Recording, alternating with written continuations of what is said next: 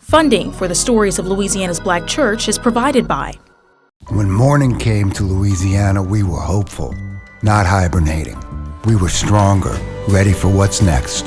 And together, as we build anew, Blue Cross stands ready to support you.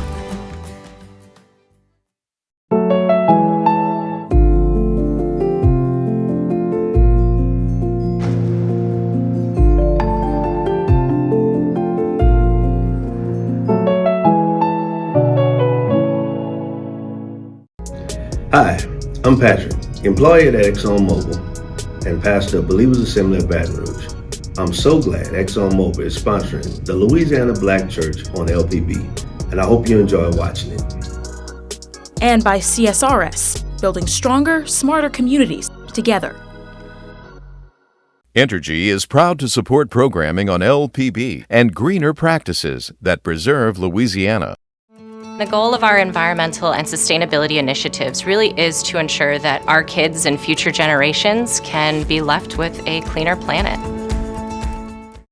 Additional support provided by the Fred B. and Ruth B. Ziegler Foundation and the Ziegler Art Museum located in Jennings City Hall. The museum focuses on emerging Louisiana artists and is an historical and cultural center for Southwest Louisiana.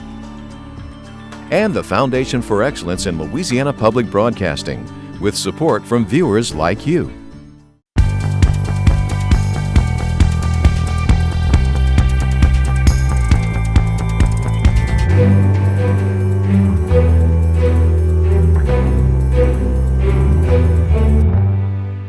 Louisiana has been treated like the stepchild of the country. Being left out in the cold. And it just kind of went wildfire from there. And it was just very hard to see that boom, boom, boom, a domino effect. So 7 people. One man grappling with COVID's toll on his family. Everybody in the community has transportation issues. The Capital Region's plan for the next 25 years. It's a whole flood of emotions that come out just coming out here. Changes in the Black church tradition. Hi everyone, I'm Kara St. Cyr. And I'm Andre Moreau. Much more on those top stories in a moment on this week's edition of SWI. But first, the latest coronavirus numbers. Deaths and hospitalizations continue to decline, but to date, almost 9,600 deaths and almost 430,000 total cases of the virus. More vaccines expected to come into the state next week, meaning the opportunity is increasing. Here's what the governor said in his Thursday briefing. We can absolutely dispel some of the concern that was out there at the outset, that people would have immediate and severe allergic reactions in considerable numbers. We're just not seeing that at all. And so they are safe and effective, and I'm convinced that if the FDA issues the emergency use authorization for the Johnson & Johnson vaccine, that it too will be safe and effective. And we encourage people to take advantage of the earliest opportunity, once you're able to do so, to be vaccinated. And now we'll check on other news making headlines across the state. The Senate this week confirmed Linda Thomas Greenfield, appointed by President Biden as the next U.S. ambassador to the United Nations. She's from Baker, Louisiana, just north of Baton Rouge, and graduated from LSU. The 35-year veteran of the Foreign Service will use her gumbo diplomacy in tackling global peace and security issues with Russia, China, and others. Her point, you can't help but warm towards someone who has labored over the fragrant dark soup and is serving you some. She was honored as an LPB Louisiana legend in 2012. Every single country I've ever been in, I've met someone from Louisiana. So I'm not the only one. There are a lot of us out there, like myself, who have reached out and moved away from Louisiana to take what Louisiana gave us and share it with the world. The president this week notified the governor that FEMA would pick up most of the tab to fix roads and public buildings and cleanup from Hurricane Laura. Guidelines normally call for state and local governments to pay for 25% of disaster costs, but Biden has ordered the increase so the state will only have to pay 10%. The state has renewed an agreement with France to collaborate on educational and professional initiatives, like French immersion programs in Louisiana. With the announcement, Lieutenant Governor Billy Nungesser said, "So much of our appeal as a travel destination is our cultural heritage, and French culture is a big part of our history." With data showing more than twice as many black students are suspended than white, state educators are launching a program aimed at shrinking those suspensions by giving K-12 teachers and leaders more training to meet the social and emotional needs of the students. The belief is that better understanding will lead to better outcomes. An LSU Ag Center specialist is optimistic the state's sugarcane crop will survive more than 60 hours of sub-freezing temperatures from this past week. The damage won't be that bad. A complete assessment may need weeks, but crops survived a 2018 freeze when consecutive nighttime lows hit 14 and 17 degrees.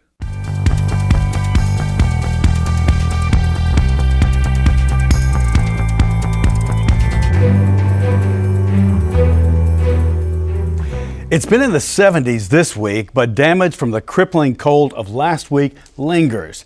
Lows in the single digits and low teens exposed fragile infrastructures, the basics of power and water becoming a luxury for nearly a fourth of Louisiana's population, with Shreveport and that area being the hardest hit. Just repairing the breaks is essentially a Band-Aid. I think we need to really make sure that we make our water system more resilient to extreme weather. Shreveport Mayor Adrian Perkins says the city has made the emergency fixes to broken water mains and valves that deliver clean water to the people of Shreveport. But the water crisis continues for the many unable to get or afford repairs at their homes or apartments. There is a cry out for just plumbers that can go to homes and fix. Amanda Byrd is a senior counselor at Byrd High School in Shreveport, and her husband Jerry is an assistant principal there.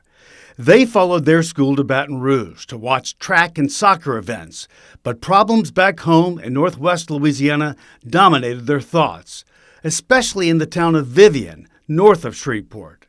I put a post on Facebook. I had a modest goal. Wanted to raise $250 through Venmo to try to rent a U-Haul. I wanted to raise 100 cases and have people donate water as they come to the Byrd Catholic semifinal soccer game. And so I reached out to a friend of mine. He got me in touch with the athletic director, J.P. Kelly. They jumped on it. The Catholic high school, I can't say enough about the job they did on spreading the word. And then the post really went viral. Friends around Baton Rouge started delivering water. Strangers did too. LSU's Alumni Center got involved. That night, I got a message from the district manager of Home Depot in Baton Rouge. I did not reach out to him. He read the post. He reached out to me, asked me if I was still in Baton Rouge, said he had 2 pallets for me. There's 80 cases of water on each pallet, so 160 cases of water. People from as far away as Iberville, the Iberville Volunteer Fire Department, they didn't just fill up a truck. They brought a long trailer, and they had so much water that we had to put it under the cargo area of the charter bus because our U-Haul was getting so full. I had modest goals, but I think God had bigger plans than I did with this effort, and he's touched me. He's touched the people. I can't say enough about the Baton Rouge community. Jerry started a hashtag North Louisiana Water Crisis to follow their efforts and those of others. The Shreveport Volunteer Network is another group doing good for those in need. Mayor Perkins is grateful for all of those who have answered the call to help, but Louisiana's been treated like the stepchild of the country right now. With all the media attention that's been on Texas, there are millions that are under boil advisory here in Louisiana and hundreds of thousands that were going without water. The fear of being forgotten worried Lake Charles Mayor Nick Hunter after Hurricane Laura delivered a Cat 4 knockout 6 months ago. Boil alerts and city water repairs followed Laura, then Hurricane Delta, and now the February heart freeze. Authorities lifted the latest alert early in the week, with water back online, but pipe repairs in homes and businesses remain. We did have a few city pipes that burst, but the vast majority, and I mean in the thousands, were pipes on private property, private lines that the city does not own or maintain. I don't think the English language has words anymore to describe what Lake Charles has been through over the last 12 months. Over the last 25 years, the city of Lake Charles has been involved in 10 federally declared disasters. 4 of those 10 have been in the last 12 months. And late word from Shreveport's mayor's office, they expect that boil alert to be lifted Saturday.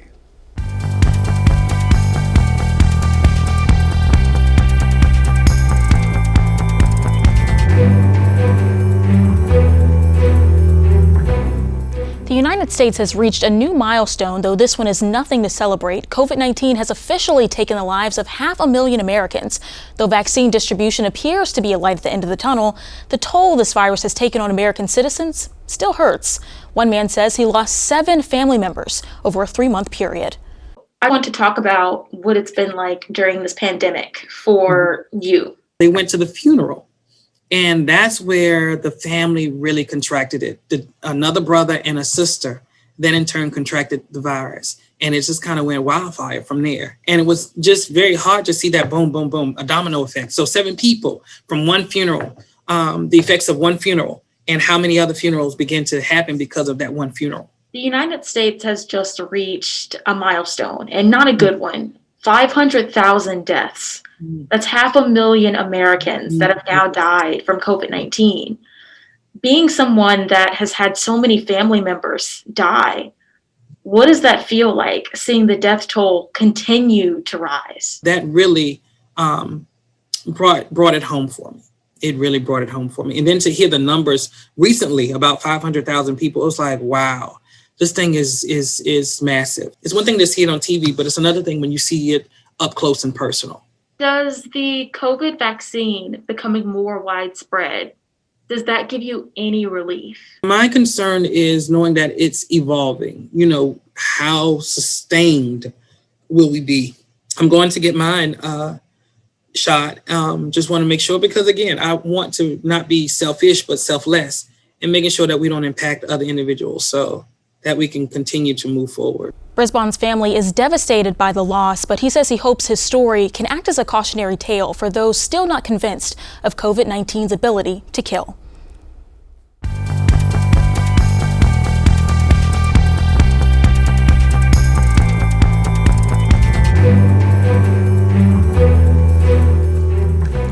It is updated every 4 years, the Capital Region's Metropolitan Transportation Plan. This federally funded required vision for East and West Baton Rouge, Ascension, Livingston, and Iberville parishes develops strategies and projects for the next 25 years. I talked with Executive Director Jamie Setz of Move 2046. It could be anything as big as a new bridge. It will certainly talk about what the future looks like for us. One of the constraints we have is that the federal government doesn't allow us to put projects in here that we can't reasonably expect to have funding for over the next 25 years. And so we, at the back of our plan, you'll see this is what our needs are, and then you'll have a much smaller list, maybe 20, sometimes even only 10% of the needs of a community of what you'll actually be able to afford or fund through your current taxing structure. Would parishes with more population get more projects, or how does that work out? We look at what the needs are in the community. So for instance, you might think East Baton Rouge needs a lot of projects, but actually the workers are coming from Livingston and Ascension and other parts of the state. And so they need access to get to East Baton Rouge to get to their job. So it's not just a jurisdictional or a parish boundary. People drive across boundaries every day to get to work and get back home. I live in West Baton Rouge, and I'm talking to you from East Baton Rouge. We'll start getting people's rankings of the problems. Is safety the biggest problem? Is congestion the biggest problem? Is transportation affecting your quality of life? Are you a freight provider and you have trouble making your deliveries? Everybody in the community has transportation issues. This is the place where we bring them all together and we resolve as many of them as we can for the funds available. Some of the bigger projects that we're working on that we will see under construction before too long will be over in West Baton Rouge, the new bridge over the intercoastal called the LA 415 LA 1 connector. Ascension Parish, through their Move Ascension project list and project process, they are looking at a new interchange in Ascension.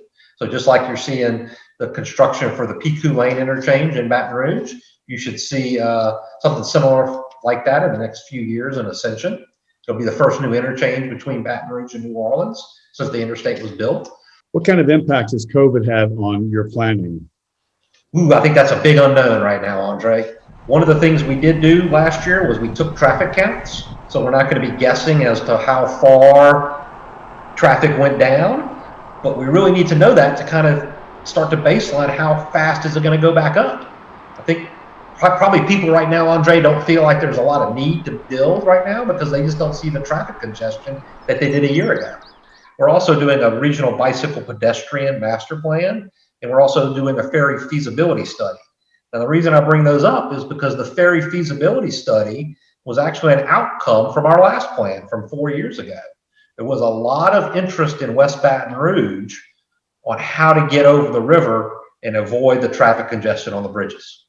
An LSU professor has identified a new class of litter resulting from COVID-19. Dr. Mark Benfield is with the Department of Oceanography and Coastal Sciences. He is now researching and globally tracking what he calls PPE trash. Dr. Benfield was one of the panelists on this month's Louisiana Public Square, which explored the state's litter problem and how the government and people are responding. If you don't have trash cans, if you don't have a ready place to dispose of this stuff, then it's going to accumulate. And when people see it on the ground, they're going to think, well, someone else did it, so I can put it out there too. The city of Shenzhen, which is a mega city in southern China, one of our data sites is from a suburb called University Town there. It's about 6 campuses altogether. So I asked my colleague to do a survey there, and she came back and said she didn't find any PPE waste. And I asked her why, and she said, well, outside every building on the campus and regularly located throughout the grounds are dedicated PPE disposal bins. And so people use them. That's not to say there isn't other trash there, but they certainly are using these disposal bins. And so I think that's a model for us, that every mega mall, every box store, every strip mall should have these disposal sites located right outside so that customers leaving the store have a ready place to dispose of this stuff. We don't have a comprehensive litter abatement strategy. We don't have a culture in Louisiana, and certainly not here in Baton Rouge, where litter has been a priority or, even something in the forefront of the public mind. We don't have enforcement, certainly in Baton Rouge, and city leaders have said, well, it's very difficult to catch dumpers or litterers in the act, and this is true, but that can't be an excuse.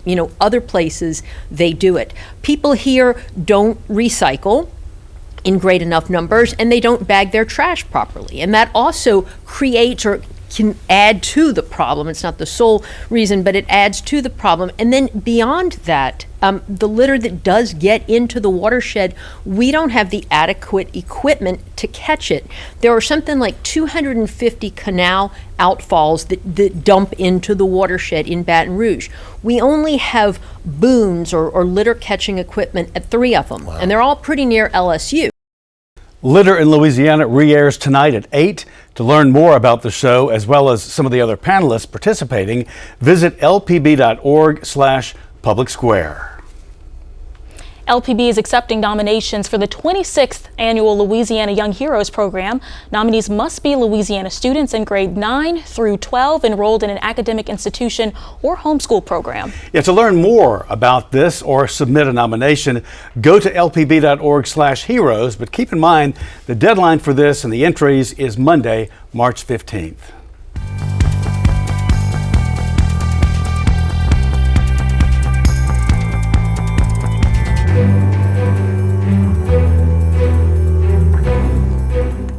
Black churches have been there with its community through the most difficult parts of Black history. But now the community is watching a centuries-old tradition shift as more people are changing the way they go to church, and even if they attend at all. On tonight's special of Louisiana Black Churches, I spoke with congregants and church leaders about the future and the fight to stay relevant. Acadiana's local news leader. Firefighters are on the scene of another church fire in Opelousas. Fire District 3 is fighting the blaze at Mount Pleasant Church. This is what's left of their church. They say this is over 100 years of history burned away. We had weddings, we had funerals, and we just got to get it back. I mean, all our thought and all our memories in that church. In 2019, Cheryl's Church was second in a string of church arsons in St. Mary Parish. The first was St. Mary Missionary Baptist in Port Barry. 10 days later, Cheryl's Church, Greater Union Baptist, went up in smoke. 2 days after that, Mount Pleasant Baptist was hit. Collectively, that's more than 300 years of Black history in those ashes. It's a whole flood of emotions that come out, just coming out here, walking out here. Holden Matthews, then 21 years old, was arrested for the arsons. He was heavy into black metal music and wanted to prove a point. He sang a lot about the church and his distaste for it on his YouTube channel. Burnings aren't new for Black churches. Fire has been a way to terrorize Black people since Jim Crow. It's kind of hard to not see it as a hate crime, even though we were told that there was another church that he had planned on burning down, and it wasn't a Black church. But you still have to remember, each church that he successfully burned was a Black church. Burning crosses, churches, it all means the same thing. In 1996, President Bill Clinton signed the Church Arson Act into law over growing concern over Black churches getting burned down. The trends aren't exactly on the rise, but they still happen. A lot more than people might realize. In 1996, 3 Black churches were burned down in the Baton Rouge area. And of course, in 2019, these 3 in St. Mary Parish. Domestic terrorism like this isn't the only challenge Louisiana's Black churches face today. An even greater threat is the loss of interest. But see, that's one of the wrestlings that we wrestle with. When you sit down and think about the tension between this generation and the generation of the old. The number of young congregants is starting to drop at Black churches across the nation. In 2019, Pew Research found that nearly 46% of Gen Z did not attend church at all, while millennials were even less likely to attend at 49%. The football fields, the soccer fields, the dance, they have more young people than the church. And so the question is, have we, the church, been intentional about creating opportunities for our young people to be connected? Today's generation often rejects that old way that Black churches worshipped. Kids ask more questions. The old respectability politics doesn't appeal to them. And then I'll give a good example around wearing a hat inside a building. And it comes back to culture. And one of the things my grandfather would always say, just because flowers were planted in your garden, they grow in your garden, doesn't mean that they're planted and growing in everyone else's garden.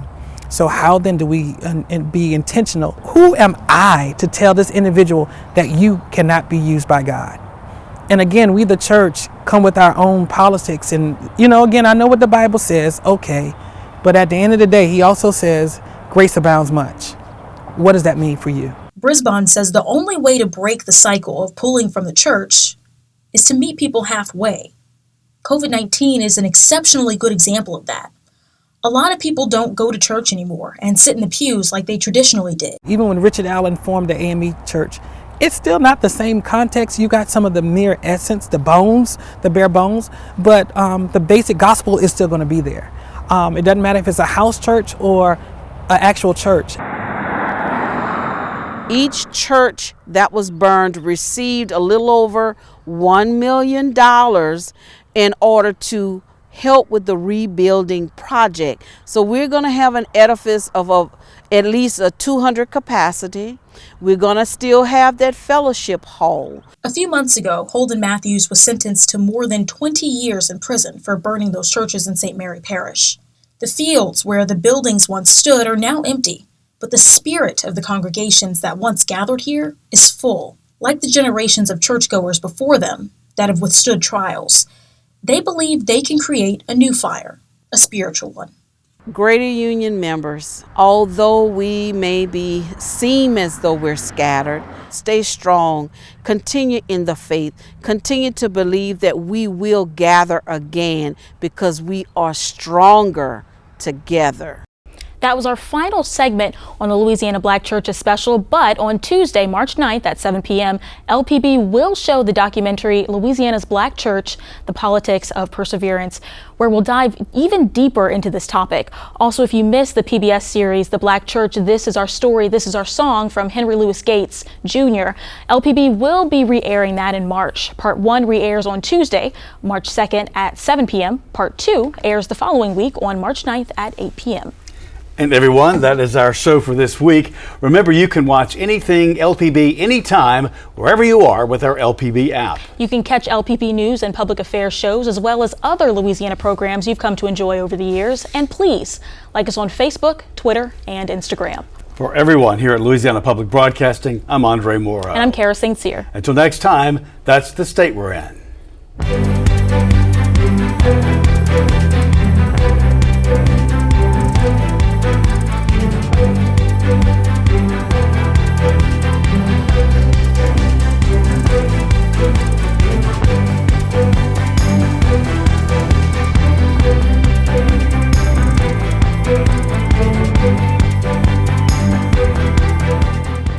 Entergy is proud to support programming on LPB and greener practices that preserve Louisiana. The goal of our environmental and sustainability initiatives really is to ensure that our kids and future generations can be left with a cleaner planet. Additional support provided by the Fred B. and Ruth B. Ziegler Foundation and the Ziegler Art Museum located in Jennings City Hall.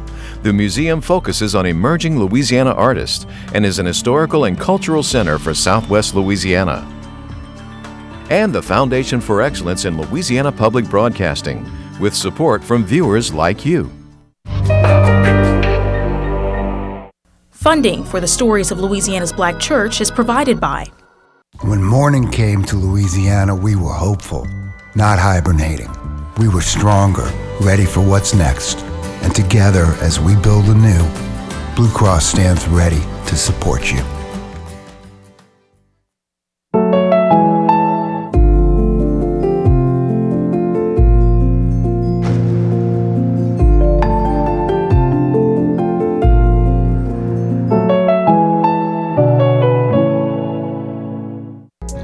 Hi, I'm Patrick, employee at ExxonMobil and pastor of Believers Assembly of Baton Rouge. I'm so glad ExxonMobil is sponsoring the Louisiana Black Church on LPB, and I hope you enjoy watching it. And by CSRS, building stronger, smarter communities together.